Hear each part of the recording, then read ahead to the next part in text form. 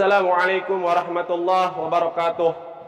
Alhamdulillahi rabbil alamin. Wabihi nasta'inu ala umuri dunya waddin. Wassalatu wassalamu ala asrafil anbiya wal mursalin Sayyidina wa maulana Muhammadin wa ala alihi wa sahbihi ajma'in. Amma ba'du.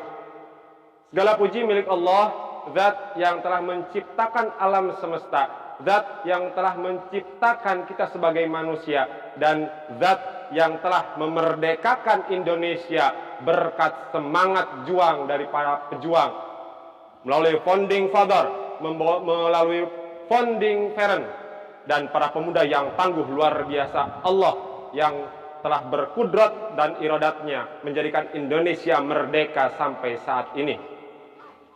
Salawat beserta salam semoga tetap tercurah limpahkan kehadiran baginda Rasul Muhammad sallallahu alaihi wasallam kepada para keluarganya, para sahabatnya, para zuriyahnya, serta kita selaku umatnya. Hadirin, para pecinta Nabi sallallahu alaihi wasallam, mungkin kita pernah mendengar ungkapan-ungkapan para pejuang, ungkapan-ungkapan para pemuda yang berkata dan berikrar, kami putra dan putri Indonesia mengaku bertumpah darah yang satu, tanah Indonesia. Kami putra dan putri Indonesia mengaku berbangsa yang satu, bangsa Indonesia. Kami putra dan putri Indonesia menjunjung bahasa persatuan, bahasa Indonesia. Hadirin, para pecinta Nabi sallallahu alaihi wasallam, dulu 28 Oktober para pemuda berikrar ingin Indonesia merdeka, ingin bangsa bersatu. Itulah pemuda. Pemuda yang tangguh adalah pemuda yang mampu mengatakan, nih, saya adalah hebat, saya adalah kuat. Butuh pemuda yang seperti itu. Bukan pemuda yang setiap hari main game online, membunuh musuh yang tidak mati-mati. Musuh tidak mati-mati, dia yang mati, atau handphone yang mati. Atau pemuda yang tiap harinya hanya berhayal tentang sesuatu yang menyenangkan, duit edeg mah togel dipasang, innalillahi wa inna ilaihi rajiun. Atau pemuda yang hanya meminum sesuatu yang bisa memabukkan, menghirup sesuatu yang bisa memabukkan. Tidak akan merdeka negeri ini dengan pemuda yang seperti itu. Allah berikan kekuatannya kepada para pemuda yang mampu menjunjung kekuatan dengan ikrar tadi, Sumpah Pemuda 28 Oktober tahun silam. Apakah itu bisa diwarisi oleh kita? Bisa. Menyenangkan. Hadirin, para pecinta Nabi sallallahu alaihi wasallam, sabda baginda sallallahu alaihi wasallam yang mengatakan, sab'atun yudhiluhumullahu fi dilatin yauma illa dhilluh. Tidak ada 7 golongan yang dapat naungan di mana tidak ada naungan di padang mahsyar kecuali 7 golongan. Siapa saja mereka? Salah satunya yaitu sabun nasa'a fi ibadatihi, fi ibadatillah. Pemuda yang hatinya terpaut untuk beribadah. Ibadah bukan hanya sholat, ibadah bukan hanya zikir, ibadah bukan hanya bersolawat. Banyak, hadirin, banyak sekali ibadah. Seorang pelajar belajar dengan sungguh-sungguh menuntut ilmu adalah pemuda yang beribadah. 10-20 tahun yang akan datang, dialah calon pemimpin memajukan negeri ini, memajukan Indonesia, minimal memajukan daerah yang dia pijak di mana dia lahir. Pemuda yang tiap hari capek, pagi belajar ilmu di sekolah, siang belajar ngaji, malam belajar ngaji, pagi masih ngantuk dibangunkan untuk sholat. Bukankah itu akan dibalas oleh Allah dengan sesuatu yang istimewa? Perih, susah, capek. Yang lain bersenang-senang, naik motor ke sana kemari, kita belajar, kita menuntut ilmu, menyiapkan diri untuk bekal hari esok. Tapi itulah pemuda yang senantiasa dia adalah calon pemimpin negeri, dia adalah calon pemimpin masyarakat yang akan menjadi panutan karena Rasulullah menjadi idolanya. Hadirin, para pecinta Nabi sallallahu alaihi wasallam, jika pemuda sekarang ada di zaman dulu, mustahil, impossible, Indonesia akan merdeka, Indonesia akan bersatu, bangsa akan kukuh. kalau tidak seperti pemuda-pemuda zaman dulu. Dulu kan yang pemuda bukan hanya pemuda, ada yang sudah menikah, ada yang sudah tua, jiwanya muda, maka disebut pemuda. Kita sekarang muda, jiwa kita 17, 18, tapi ruh kita 74. Na'udzubillah, summa na'udzubillah. Jiwa tua terkurung dalam raga yang muda. Tapi orang tua dulu, jiwa muda terkurung dalam jasad yang tua. Maka lahirlah Sumpah Pemuda. Bersatu para pemuda, merdeka Indonesia dan berjaya. Kemana sekarang para pemuda?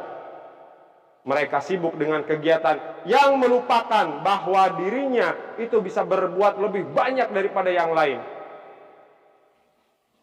Beribadah bukan hanya di masjid, tapi dia mengajak, memberi contoh kepada yang lain, memberikan nasihat kepada yang lain, mengajak yang lain. Di mana yang lain kesana kemari boncengan pacaran, dia tetap kukuh dengan pendiriannya bahwa jodoh sudah digariskan oleh Allah antara alis dan alis. Bisa dibaca hadirin dalam hadis Arba'in Nawawi, 40 hadis, ada salah satunya menerangkan tentang takdir, jodoh, maut, rezeki. Itu sudah ditulis oleh Allah melalui malaikat antara alis dan alis, dan itu tidak bisa diragukan lagi karena itu takdir. Makanya dia tetap pede dengan takdirnya, dia berbuat demi dan atas nama Islam, demi persatuan Indonesia, merdeka, hebat Indonesia berkat para pemuda yang hebat. Kita warisi sikap seperti itu. Allah Subhanahu wa taala berfirman, A'udzubillahi samil alim minasyaitonir rajim, wa ma min dabbatin fil ardi illa 'alallahi rizquha. Setiap makhluk yang melata, setiap makhluk yang Allah ciptakan sudah dijamin rizkinya oleh Allah. Tidak perlu khawatir dengan sesuatu. Ya, kalau kita terus berjuang, tidak mencari sesuatu untuk bisa dimakan, apa yang bisa kita makan? Allah menjamin rizki itu. Dan tidak ada yang bisa menjamin rizki kecuali Allah Subhanahu wa ta'ala yang maha memberi rizki. Allah tidak kuat, Allah tidak mampu. Mengapa ada malaikat yang memberikan rizki? Itu menunjukkan bahwa Allah adalah zat yang maha penguasa, zat penguasa yang maha berkuasa. Apakah Allah tidak mampu memberikan rezeki langsung kepada manusia? Bisa. Mengapa harus melihat malaikat? Hadirin, para pecinta Nabi Sallallahu Alaihi Wasallam, kita lihat orang-orang kaya, para pejabat. Apakah mereka punya tangan untuk membuka pintu mobil? Dibukakan, menunjukkan bahwa dia adalah sedang berkuasa. Dia adalah orang kaya. Jika manusia saja seperti itu, bagaimana lagi Allah Subhanahu wa taala yang maha segala-galanya. Mengapa dari tadi Al-Fakir menunjuk ke atas? Allah ada di atas, bukan. Allah tidak perlu tempat dan tidak perlu ruang, waktu untuk bersemayam. Yang katakan Allah ada di atas. Karena bumi, alam semesta dicipta oleh Allah. Dan sebelum alam semesta Allah sudah ada.